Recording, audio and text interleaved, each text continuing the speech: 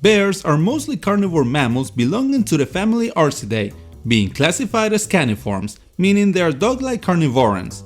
Their range goes from North America, South America, Europe and Asia. And although 6 of 8 species are omnivores with varied diets, polar bears eat mostly meat and pandas eat mostly bamboo. But don't think pandas for this reason are harmless. They may look cute and cuddly, but are very strong with a very strong bite force. Therefore, you should be very careful with them. And same goes with the rest of bears. Did you know that just like raccoons, they walk with plantigrade paws? But that's the end of the comparison between the two of them.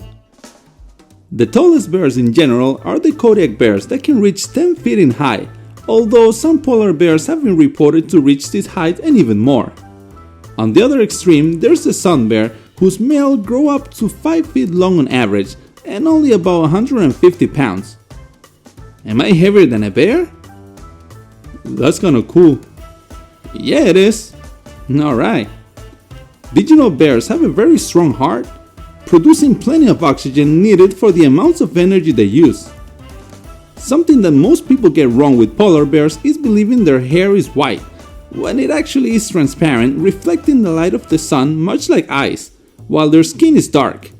But perhaps the strangest bears are the sloth bears, that although they mostly eat termites and ants, they can be very aggressive and dangerous towards humans. They're actually so tough that although being pretty small for a bear, they can fight off tigers. Did you know koala bears are not actually bears? Being called like this by European settlers that they thought they resembled bears, but they're actually arboreal herbivore marsupials native to Australia. Another impostor wanting to belong to the Orsidae family are the red pandas, who despite their names, they're not related to pandas at all, and actually belong to a unique family called Oluridae. But what should I do when encountering a real bear, you may ask? Well, according to the US National Park Services, you should remain still, stand your ground, and slowly wave your arms, helping the bear to recognize you as a human, in hopes they'll try to avoid you. But if they don't and they stand up on their hind legs, it's just to get a better look or smell. A standing bear is usually curious, not threatening. Or you can do like Ned and just stay home and completely avoid going on hikes where you know you might encounter a bear. Yep, that sounds like the most sensible thing to do.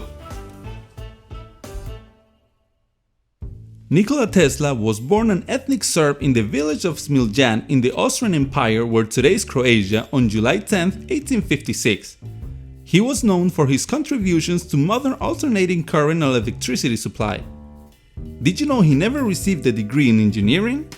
He did though attend Graz University of Technology, but dropped out supposedly because of gambling problems. Although Tesla said he achieved the highest grades possible and was a very hard worker.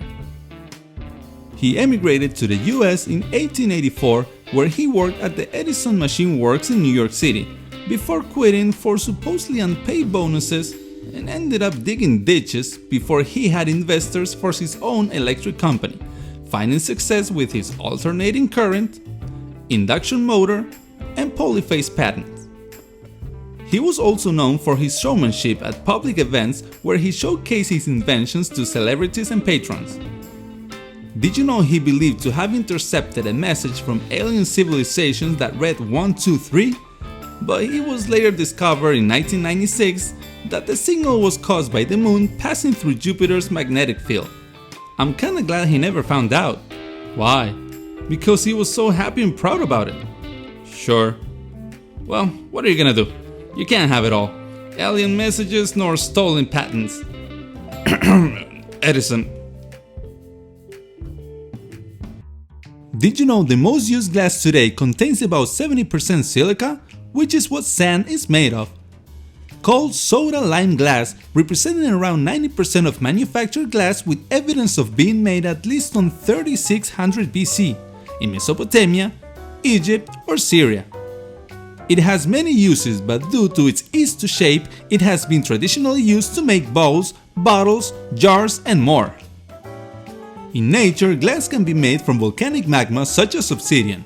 There's also impactite that is formed by a meteor impact, with moldavite and Libyan desert glass being two of the best examples, but also lightning can form glass when it strikes sand, called fulgurite.